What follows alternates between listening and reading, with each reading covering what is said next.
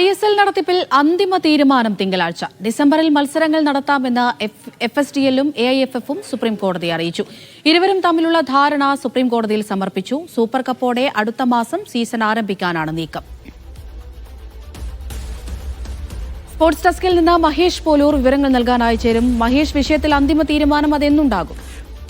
Amrita, തിങ്കളാഴ്ചയോടുകൂടി ISL നടത്തിപ്പിൽ ഒരു തീരുമാനമുണ്ടാകുമെന്നാണ് ഇപ്പോൾ മനസ്സിലാക്കുന്നത്. കോടതിയിൽ FSDL-ഉം AIFF-ഉം തമ്മിലുണ്ടാക്കിയ ധാരണ കോടതിയിൽ സമർപ്പിച്ചു. കോടതി അമിക്കസ് ക്യൂറി അത് ഏതാണ്ട് അംഗീകരിച്ച മട്ടാണ്. അതിനുശേഷം തിങ്കളാഴ്ചയോടുകൂടി ഒരു അന്തിമ വിധി, മത്സരം തടസ്സപ്പെടാത്ത രീതിയിലുള്ള ഒരു തീരുമാനം ഉണ്ടാക്കാമെന്നുള്ളത് തന്നെയാണ് കോടതിയുടെ ഭാഗത്തു നിന്നുള്ള നിരീക്ഷണങ്ങൾ. അങ്ങനെയെങ്കിൽ തിങ്കളാഴ്ച ഇതിലൊരു അന്തിമ തീരുമാനമുണ്ടാകും. ആ തീരുമാനപ്രകാരം ഡിസംബർ മാസത്തോടെ ISL മത്സരങ്ങൾ പുനരാരംഭിക്കും എന്നാണ് നമ്മൾ മനസ്സിലാക്കുന്നത്.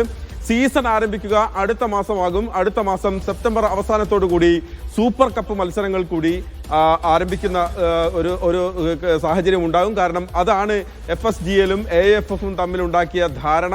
ഇതിൽ ഏറ്റവും പ്രധാനപ്പെട്ട ഒരു കാര്യം, കഴിഞ്ഞ 15 വർഷമായുള്ള ഒരു ധാരണ, ഒരു മാസ്റ്റർ റൈറ്റ്സ് അഗ്രിമെന്റ്, അത് ഡിസംബർ 8-ന് അവസാനിക്കാനിരിക്കുകയായിരുന്നു.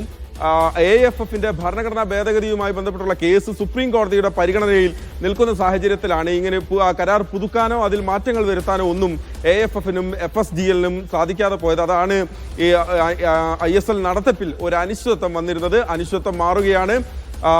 അതായത് മത്സരങ്ങൾ നടക്കാനുള്ള സാധ്യതയിലേക്ക് പോവുകയാണ്.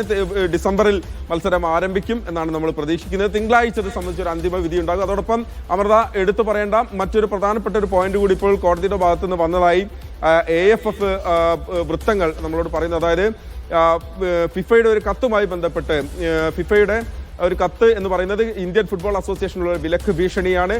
ഒക്ടോബർ 30-നകം ഭരണഘടന ഭേദഗതി ചെയ്ത്, നിലവിലുള്ള ഭരണഘടന ഭേദഗതി ചെയ്ത് കാര്യങ്ങൾ നടപ്പാക്കണമെന്നുള്ളൊരു നിർദ്ദേശമുണ്ടായിരുന്നു. അതും സുപ്രീം കോടതിയുടെ ശ്രദ്ധയിൽ ഇന്ന് AIFF പെടുത്തിയിട്ടുണ്ട്. അതിൻ്റെ അടിസ്ഥാനത്തിൽ ഭരണഘടനാ ഭേദഗതി സംബന്ധിച്ചുള്ള കേസിൽ അന്തിമ വിധി അതിനു മുൻപ് തന്നെ ഉണ്ടാകുമെന്നുള്ളൊരു പ്രതീക്ഷ കൂടി AIFF ഭാരവാഹികൾ നമ്മളോട് പങ്കുവെക്കുന്നുണ്ട്. അമൃത. ശരി, മഹേഷ് പോലൂരാണ് വിവരങ്ങൾ നൽകിയത്. ഇടവേള.